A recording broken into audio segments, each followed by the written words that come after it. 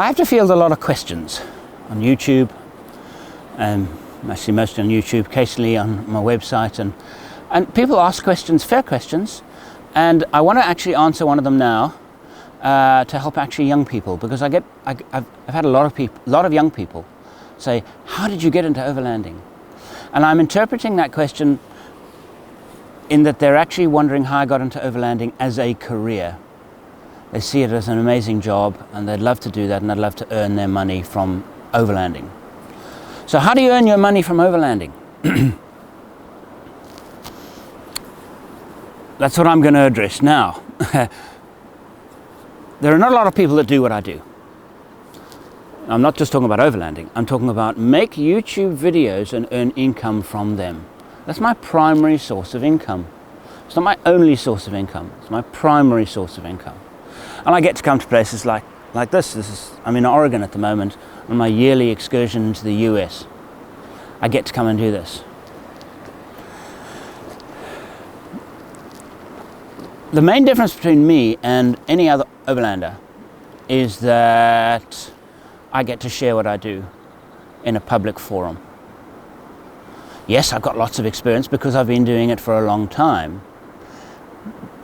But I'm still learning like anybody else. I don't know everything. I don't claim to know everything, and I'm learning. And because I have this as a career, I'm not doing maybe one major trip a year and 2 or 3 minor trips a year, which is what I did early on. I'm now doing 5 or 6. I'm doing about 4 major trips a year. So things have changed, and now do this full time. How did I get into this? Well, if you're a young person thinking about getting into this, you're going to have to think about the end result. You have to actually say, what I need to earn money, yes? And I have to earn income. How do I earn income from overlanding should be the question. This is only one of them. So let's look at what you could do in overlanding to earn money. You could make YouTube videos, get an audience, and do what I did. Do what, let me see, Ronnie Dahl did. He started small, he grew, people liked him, he's making nice videos, he's got a growing business. Fantastic. Expedition Overland. They started a group of guys started building some trucks, taking them overland, long distance touring, made good videos. They're now making income from it. I was a little different in that I think I was the very first to do this, but I didn't take YouTube seriously until about 2014. YouTube was just something that I did, and it wasn't a means to itself. It was a means to generate interest in Forex Overland, the website, and income came from, and still does to a small degree, subscriptions on Forex Overland, where people pay for content. As a general rule, people no longer pay for my content, because I post it free on YouTube. Anybody can get it. So the subscriptions for Forex Overland trickle in, but they're by no means what they used to be. The only difference between my YouTube channel and Forex Overland is on Forex Overland you can get absolutely everything. You can download it and then you get to keep it, because you can actually put it onto your iPad or whatever, and you get to actually keep and it's also well organized. YouTube is a bit haphazard, isn't it? You know, you can find the playlist, but it's not very well structured. Well, that's the main difference. So that's what I've done. But in order to do that, I had to have a considerable inventory of videos. I've got I'm shooting my eighth TV series. Each series 13 plus programs, and there were a whole lot of other stuff, driving skills videos. So my career actually started, I was making VHS tapes and then DVDs, and then eventually they became digitalized onto the website, etc., etc., and that's kind of how it grew. So I had I was one of the very, very first to do this in the world. While I was doing it, there were some other people in Australia who were doing it in a similar way, Actually, probably I wasn't first in the world. They might have been, but certainly close. And we were doing the same thing and earning money in a similar way. Now, many of them haven't moved away from DVDs yet. And that's their business model. And that obviously works for them. It stopped working for me because of the distribution costs. So if you're thinking about doing a channel and you want to do an overland channel, you want to follow my path, then it's like any business in the world, it's going to take time. Don't expect overnight success. I had somebody starting a channel recently, and he posted on every single one of my videos, please like, I've subbed you, you please sub me, on every single one of my videos. And I sent him a little message and I said, that is the worst way of getting, because you're forcing people, it's just not good. The best way of doing it is to create Instagram channel, Facebook posts, big on social media, YouTube videos, make your content high quality. High quality content is key. Without good content, you're not going to get far. So spend time on good, and that means reasonably good equipment and things like that. Photographing and shooting well with video these days is actually quite easy because the quality of inexpensive small cameras is so good that it's actually quite easy to shoot really nice images. It's not difficult at all. Watch good channels, watch the BBC documentary programs, watch Discovery Channel and think about how they shoot things and emulate them and copy them, and your other favorite YouTube channels, emulate them and copy them. And find good, interesting and varied content. Varied content is a challenge because varied means you might have to do some traveling, and it all costs. All of these things cost money. And so that's how to start a channel. It's going to take you 3 years to get anywhere. Expect that. If you work hard and you're successful and you're consistent, expect 3 years. I don't believe it can. Maybe you will prove me wrong. Please do. But I think 3 years is probably how long it's going to take. The other part of earning income from overlanding is if you have experience overlanding, you can do tag-along tours. So what you would need, your own vehicle, well equipped. You would need some training with safety and things like that, and then you go out on trips and you do tag-along tours. In other words, groups will follow you, they'll pay you a fee, and you have to provide a service. And what is that service? Service is showing them amazing routes, helping them with a breakdown, perhaps cooking around the campfire, and all these other things. That's hard work. I never did that, and I was tempted to do it at one stage, and what I found is that lots of people booked and had a mass interest in what I was doing, and so few people actually willing to sign up at the end of the day. And I think it was because my trips were too ambitious, they were too challenging. I'd like to think that might have been the reason. Maybe it's me. To be honest, I don't think I'd be very good at it. I think I'd be too grumpy. I just think I'd yell at clients too much. So anyway, that's not what I do. But some others do that. And they do it well, and they make money from overlanding. But you can't really do that as a young person because you won't have credibility. Even if you've done a lot of overlanding with your dad or something, will you have credibility as a very young person to take people out in the middle of nowhere? I don't know. Maybe you will. I don't know. That is a question to consider. The other thing is that go and work for a 4x4 outlet fitting stuff in a workshop. That's not really going to get you anywhere, is it? If I think about it, because you're a mechanic, you're working in a workshop. How is that going? It might be overland vehicles, and you might learn quite a bit about overland trucks and accessories. That would be useful, but I think only for a short period, because where is it going to lead? Not sure if that's a great career path, making money in overlanding, becoming a mechanic, really. And really it's a slightly glorified mechanic because you're fitting a kit to overland trucks, which I guess is more fun than changing oil, but it's similar, I think. The other side to my business that I get a lot of questions, how do you get sponsorship? And I'm doing a trip. I'm going to some place and I'm doing a trip, so I want to start my overland earning career because I've got some experience and I'm shooting nice pictures and I know how to handle a video camera and I've got a channel that's running nicely and we're doing interesting things. Time for sponsorship. I can tell you now that even I do not find, and I'm reaching, let's see, between 600 and 750,000 views a month, which is considerable, and my demographic is very global, really worldwide, not really focused particularly in any country, maybe the US, well, US is more than others, but global. So to find sponsorship is challenging.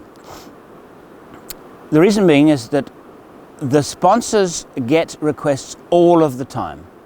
So, for example, you go to a fuel company and you say, please can you underwrite me? Now, the term today is called underwriting, and I, with the kind of market that I have and the work I do, I am what's known as an influencer. And this business, this part of media, advertising, promotion, sponsorship is called influence marketing, and I am an influencer. Who do I influence? That's what they want to know. They want to know specifically who I'm talking to. Who am I influencing to buy stuff?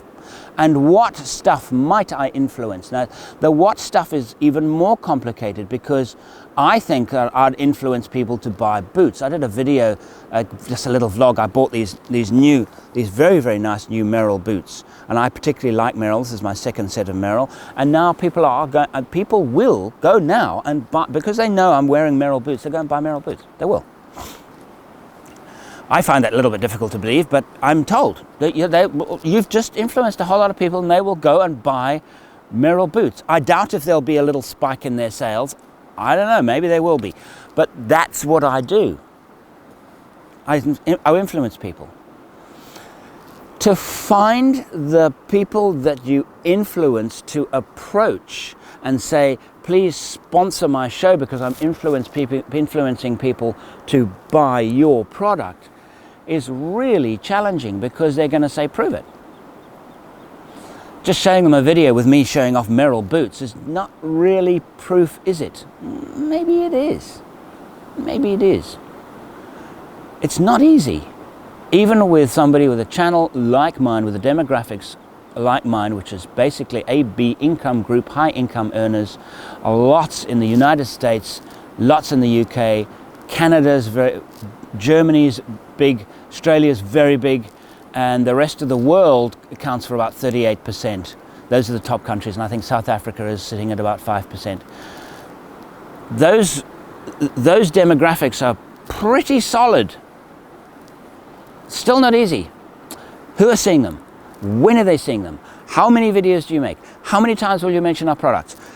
All of these, and I also do some magazine articles for a few magazines. Where will you appear in a magazine? Who reads that magazine? How often is it published? Where is it distributed? How is it all these questions. They want to know who is going to see what they're offering. In terms of underwriting also is, they might say to you, you have to wear our apparel. So you wear their clothes and their caps and their boots, whatever, no big problem. I don't wear, at the moment, I don't wear any apparel at all that is branded because I've never been offered something significant enough to, or I get a bit of sponsored gear every night. In fact, this is a sponsored thing from 511 Tactical. I can't even remember the name. 511 Tactical sent me a box of clothes. It just said, "Here, would you like to wear our clothes?" I said, "Yeah." Are they nice? I like their tops. Their shirts are too heavy for hot use. The pants are quite nice, but a bit too heavy for me. Nice clothing though. Nice tactical clothing. A little bit heavy for hot desert use, generally speaking. But nice. Eh? Cool, eh? What do they get out of it? They get people noticing that I'm wearing their clothing. And that was just, here's some clothing. Please wear it if you like it. Sure, liked some of it, didn't like other parts of it, and wore it. It's easy. That's not putting bread on the table. That's not feeding. That's not income. It's nice, but it's not income. Underwriters will want you to maybe put a decal on your vehicle. One of my major underwriters is BF Goodrich, the global brand of BF Goodrich. I've had a relationship with them. Well, I've had a relationship with their tires since 2009 and with the BFG company since about 2011, and a close relationship, I mean really close relationship with them for a year or so. It takes a long time. And I think they basically, I eventually spoke to them and said, I think it's time now we did a little more than you just give me tires, because they gave me tires for a while. And they said, we agree, we definitely agree, because of the history. We have such a good history of using their products and talking about their products, and I just genuinely like their products. So, I mean, it's still a fantastic product, and the great part about that relationship is that I don't have to, say, oh, this tire is wonderful. Meanwhile, in the back of my head is, much rather be driving something else. It's not the case. So it was a great relationship, and it remains today. Was it easy to create? Was it easy to get? Not at all. It took a long time. I am now I'm seeking other underwriters from other organizations that sell products to my demographic. So I've got to know what the demographic is, and I have to keep analytics of who I'm reaching, and I do the best I can with that. That's absolutely vital when growing your channel and your Instagram and things like that, is to keep records of all the demographics, because that is your single most valuable asset when building a channel. The other part is Patreon. Now, Patreon is a crowdfunding. Crowdfunding is you might have heard of Kickstarter. Kickstarter is, I want to invent the perfect rock. And with this rock, it'll cost you $2.99, and for a bigger rock, it'll cost you $9.99. And if you don't want to cut in half, it's going to cost you $12.99. But you'll be the first in the world to get it, and this new rock is the most amazing rock in the world. That's Kickstarter. In other words, you basically say, buy it now, and we'll send it to you later after we've invented it. It's incredibly successful, as far as I can see, for amazing tech stuff. You've got this new rock that turns into a mobile phone, and when you throw it into the river, it comes back on its own. That clever tech stuff does incredibly well on Kickstarter. A video series I tried, and because I had a reasonably good following already, didn't meet my target. My target was too ambitious. I did earn some money. People did pledge some money, but unless you get the whole thing, get all of it, you get nothing. So if you say, okay, I want $5,000 or $10,000, and it only comes at $2,250, you don't get a cent, you get nothing. The other crowdfund, so I don't actually recommend it for film, video, entertainment projects. I don't think it's the right platform. Patreon, however, is interesting and very effective for me, because I basically say, if you really like my work a lot and would you like to support it, then give me $1, buy me a cup of coffee, buy me a Coke once a month.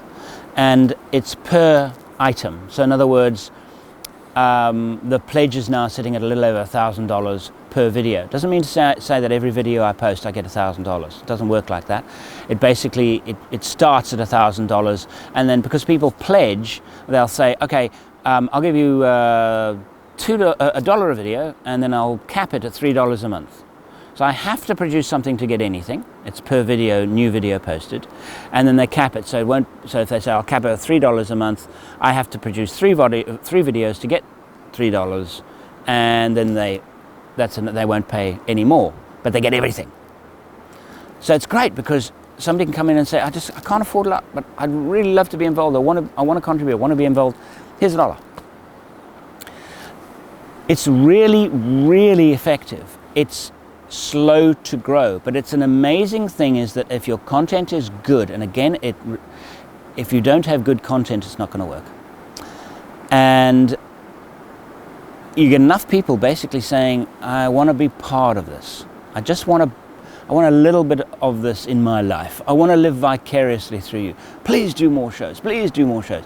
It also enables that they're the first ones to get an email when a new video is posted. So there are advantages. And of course you can put a tier up there, basically say, okay, for $5 a month you get a cap, and for $10 a month you get a cap, 2 stickers and a book, whatever other bits and pieces, because then you can do apparel. Once you've got an established brand, you can start doing swag and apparel, merchandise. And I have not done that in any big way at all, and I'm about to launch it in a big way, and I'm expecting it to earn income. But the trouble is, up to now, my entire business, and this is the beauty of it, I have no clients as such. I do have an underwriter or two that I have to look after, but I don't have clients as such. I hold no stock. I don't have a warehouse full of stock. Stock is a challenge. Even apparel and merchandise, you have to buy it, it's stored, and then it's shipped out. Who's going to do the shipping? To what country? If you just want to do it in your country, that's fine. I have a global channel, so I get requests for merchandise from all over the world. So it's a bit of a challenge. And so I'm launching merchandise now, because because I've been asked by so many people, and now my clients, or my viewers really, I'm trying to keep them happy. So that's what I'm doing. So you can do the same thing as well. But I think the secret to my success is not all that. The secret to my success is that when I began my career, I started in film. And I started as a film editor. A film editor is a storyteller. The most important part, by far, of making YouTube videos, any videos, is the editing. If you're finding editing challenging, you can do some courses. Software, you can get free software. I even run courses. That's another thing I do. I run courses on filmmaking. But I started as a filmmaker, and I started as an apprentice film editor, and I was told, if you want to learn how to make a film, become an editor. Don't become a cameraman. It's a bad idea. If you want to go into film, don't become a cameraman, I believe, because a cameraman is actually a dead-end job. Unless you are the exceptional few, being a cameraman is a pretty dead-end job. You work for other people, you're paid by the hour, and not actually that much. But if you're an editor, you can make your own content. Yes, you can make your own content anyway, but the editor is the key to good content, is good editing. This is the way I feel about it. And I became an editor and I edited commercials for 16 years, and I even won some awards internationally for it. I was a good editor, and I am quite a good editor, and that's the secret of my shows. My photography is good, but it's not great, it's not wonderful.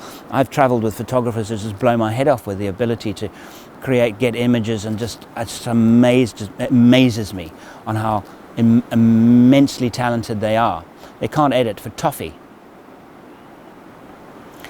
And so they don't have channels, they just do stills, or they do poor videos. People with drones fly around getting this amazing footage. What do they do with it? Nothing. Because they're not storytellers, they're not editors. So editing, at the end of the day, if you want to do this as a career, is the most important. Do editing courses, focus on editing, spend your spare time editing, study editing. Editing. It's the key. And that's about it. There's no easy path to any worthwhile career, and this was no different. Enormously valuable to me personally, because now I'm doing exactly what I really wanted to do all of the time, and that is travel and film what I travel. So if you are thinking about getting into this industry and following my footsteps, I hope that what I've shared with you today is valuable. Thank you for watching.